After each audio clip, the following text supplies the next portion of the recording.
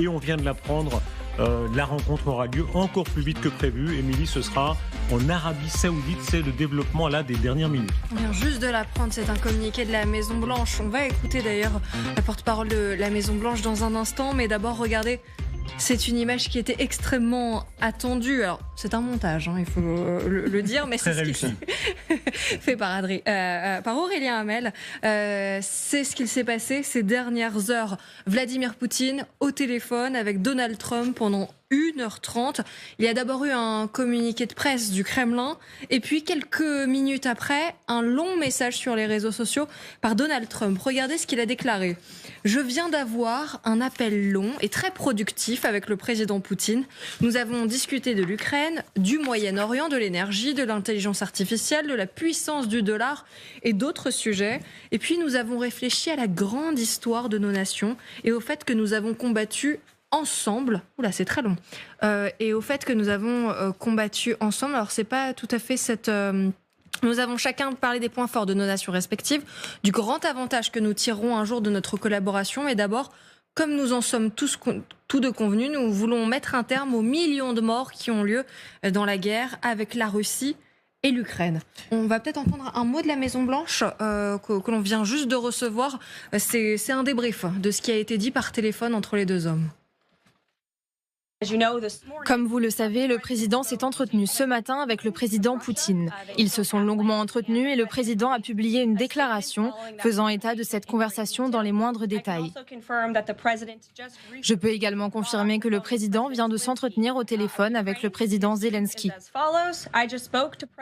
La conversation s'est très bien passée. Comme le président Poutine, il souhaite faire la paix. Nous avons discuté de divers sujets liés à la guerre. Il est temps de mettre un terme à cette guerre ridicule qui a entraîné des morts et des destructions massives et totalement inutiles. Alors voilà ces événements majeurs. On va chapitrer et développer tous les points extrêmement importants. C'est la sécurité non seulement de l'Ukraine mais de l'Europe qui se joue et on va voir dans quelles circonstances extrêmement importantes ce soir. Peut-être d'abord le ton et l'essentiel. Ils vont se rencontrer et on le comprend, ils vont se rencontrer en Arabie Saoudite. Un des points importants du message, c'est chacun va rendre visite à l'autre. Il y a une promesse d'invitation mutuelle, Elisabeth Shepard-Salam. En termes de chaleur, de réchauffement, on ne peut pas faire plus en réalité. Poutine ne pouvait pas attendre à mieux. On a l'impression que deux vieux potes se retrouvent pour partir en vacances ensemble, pour refaire le monde ensemble, ce qui est très inquiétant. Il n'y a pas un mot de critique, par exemple, sur l'invasion, pas un mot de critique sur l'occupation des territoires. Ça n'est que positif et chaleureux, évidemment, c'est ce qui marque au premier chef. Mais nous ne pouvons pas attendre d'un Trump des mots de critique, surtout dans la situation où il veut arranger quelque chose. Lui, il est toujours, déjà, il a un vocabulaire assez limité, c'est toujours formidable, les gens sont parfaits, la situation est extraordinaire. Donc, il nous a sorti du Trump, il n'y a rien de nouveau dans ce qu'il a dit. Mais c'est vrai que le fait même de discuter avec Poutine, c'est une énorme tâche sur sa biographie du futur faiseur de paix. Vous dites parce c'est une tâche, c'est une tâche au sens, c'est une erreur morale. C'est une erreur morale. Erreur stratégique et tactique, et surtout il se plie devant un dictateur sanguinaire tout en parlant d'une guerre ridicule. Je suis désolée, cette guerre n'est pas ridicule, c'est une guerre sanguinaire où il y a des centaines de milliers des Ukrainiens qui sont tués par les Russes volontaires qui vont à la guerre pour détruire l'Ukraine.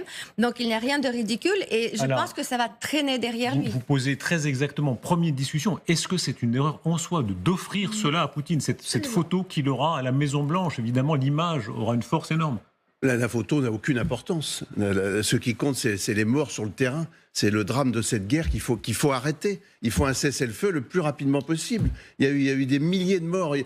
Pendant l'émission, il y a peut-être 30 ou 40 morts et très graves blessés. Il faut arrêter cette guerre. Le médiatique, c'est très accessoire. On reparlera évidemment de ça. Faut-il ou non partir à Poutine? Mais un mot quand même sur l'Arabie Saoudite, puisque c'est le développement le plus récent. Le lieu est extrêmement intéressant et extrêmement significatif. Samantha de Bendern, pardon, mais Samantha, est-ce que c'était évident qu'il n'allait pas d'abord se retrouver au Kremlin et à Washington? L'Arabie Saoudite, ça vous semble peut-être le plus réaliste? C'est du point de vue de cette guerre, c'est un terrain neutre. J'avais entendu de mes sources ukrainiennes que depuis plusieurs semaines, les équipes de Trump et de Poutine s'étaient déjà rencontrées en Arabie Saoudite. Donc l'Arabie Saoudite, clairement, se positionne en faiseur de... je dirais pas en faiseur de paix, en faiseur de négociations.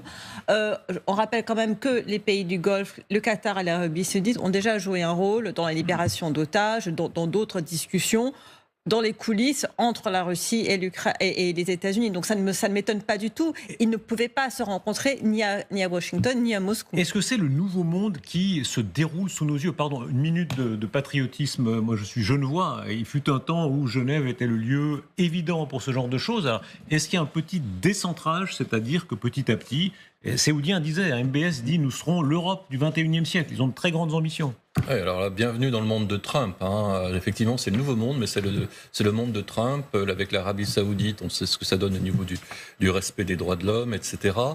Oui, ils ont tendance à découper un peu les opposants. Oui, légèrement. Et d'ailleurs, un citoyen américain, faut-il le rappeler. Et Biden était allé s'humilier, il faut le rappeler, puisqu'on critique beaucoup Trump à tort ou à raison, mais Biden était allé s'humilier en enterrant toutes ces belles promesses très morales.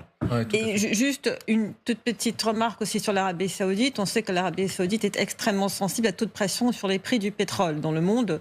Et comme c'est une des questions qui préoccupe Trump, un des leviers que Trump voudrait utiliser ou pas sur Poutine, je pense que cette question de l'Arabie Saoudite et de l'OPEP, par exemple, joue un rôle. Je ne sais pas lequel, mais il y a un lien. L'impact, représentons-nous, l'impact historique de cette image, c'est-à-dire Poutine, inculpé par la Cour pénale internationale, dont beaucoup disaient il est mort politiquement, on ne le reverra plus sur les enceintes internationales, etc., il était paria, on disait qu'il était paria, qui sera là en Arabie Saoudite, serrant la main de Donald Trump. Est-ce que ça va ouvrir la voie à tous les autres? Tous vont se précipiter. Oui, mais ça montre aussi que toutes les institutions internationales, toutes les règles communes, le droit international est quand même très largement bafoué. L'ONU. Vous vous souvenez, il y avait ce truc qui s'appelait l'ONU, ce machin. Où est l'ONU là? Vaguement entendu parler, mais là, où est l'ONU? Effectivement, le Conseil de sécurité, des choses comme ça. Tout ça, on voit bien que c'est pas la priorité de Trump. Le droit, d'ailleurs, d'une manière générale, c'est pas forcément sa préoccupation majeure. Et voilà, ce qui me frappe, c'est effectivement les institutions internationales, là, ont disparu. On dialogue directement, bilatéral. Et puis deux, c'est l'Europe. Où est l'Europe là-dedans? Où est-ce que même le mot Europe est prononcé dans tout ce qu'on entend depuis quelques temps? On verra en effet que ni Trump ni Poutine ne la mentionnent, et je crois le président Zelensky, alors il l'a beaucoup mentionné précédemment, soyons honnêtes, mais là aujourd'hui effectivement l'Europe. Mais c'est Jean-Noël Barrot d'ailleurs qui le souligne. Il dit que ça ne se fera pas sans les Européens, parce qu'il a tout de suite vu qu'on était absent de ces négociations. Est-ce que ça peut se faire, Elisabeth Shepard-Selam, sans nous? Moi, ce qui m'inquiète, c'est que oui.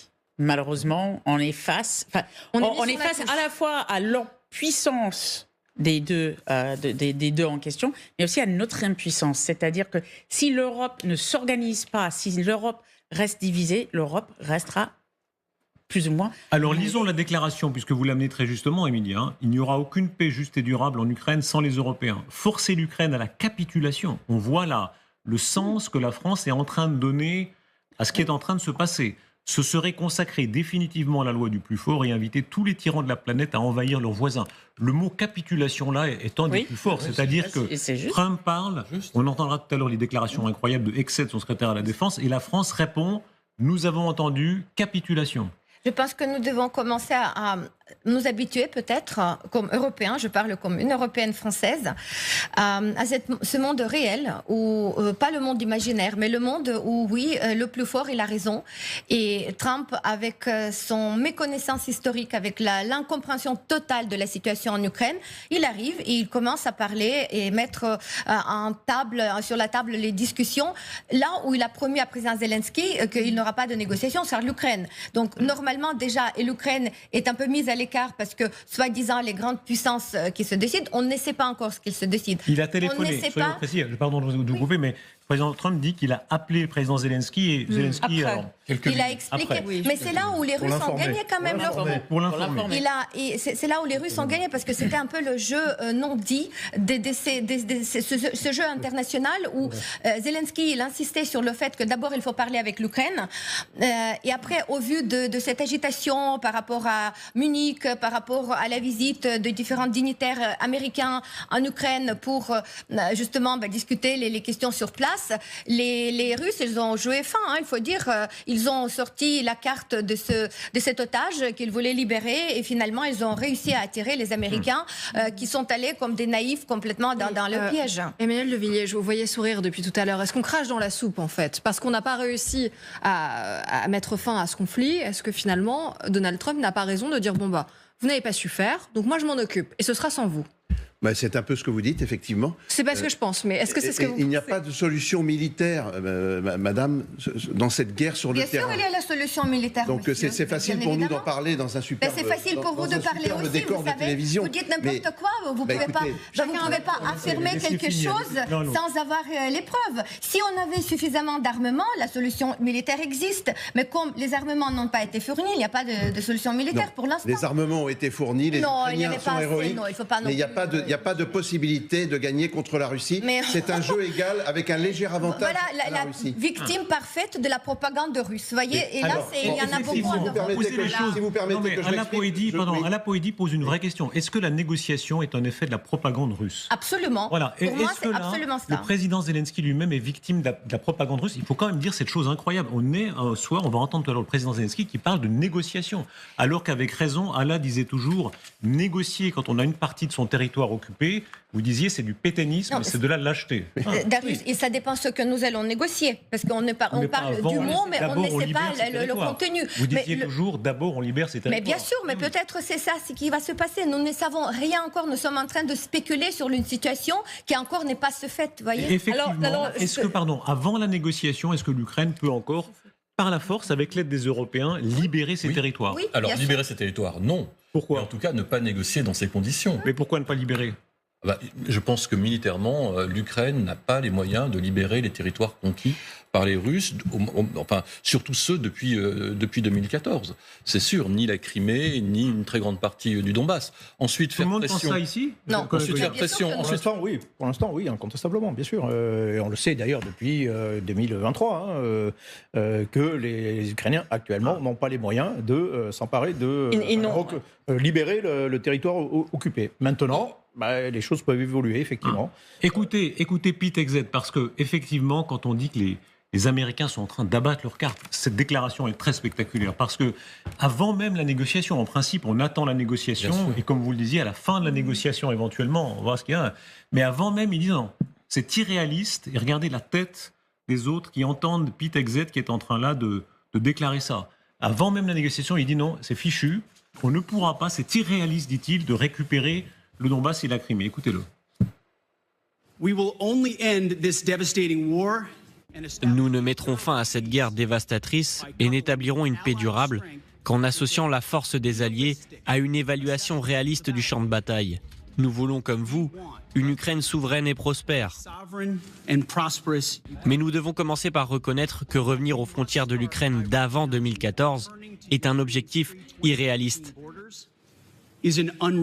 Poursuivre cet objectif illusoire ne fera que prolonger la guerre et causer davantage de souffrance.